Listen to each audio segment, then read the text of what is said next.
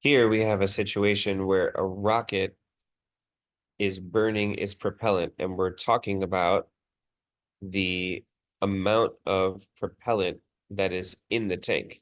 In the beginning, we have the 467,000 kilograms of propellant. So by the way, the y-axis is kilograms of propellant. And then we're seeing that at 21 seconds, there's something closer to 362,000 kilograms of propellant. So the x-axis is going to be the number of seconds, by the way. And what we're seeing is the amount of propellant just kind of naturally going down as it's being used. So that's a line that looks kind of like that. So what we know so far is that after 0 seconds, there's this much propellant in the beginning. And after 21 seconds, there's this much propellant. Now the question is asking us how many kilograms of propellant did the rocket burn each second? So that sounds like slope, because slope is the change in this for every change in that, the change of propellant for every change in seconds. So still at this stage in the process, we wouldn't be 100% sure that that's the slope.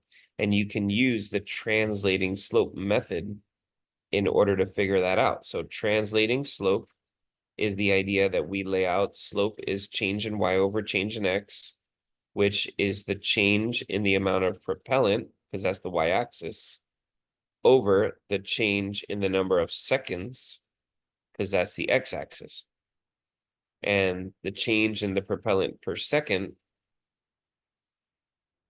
right now, what we want to do is we want to kind of put that together and ask ourselves, is that what they were asking for? And basically confirm that all they really need here is the slope.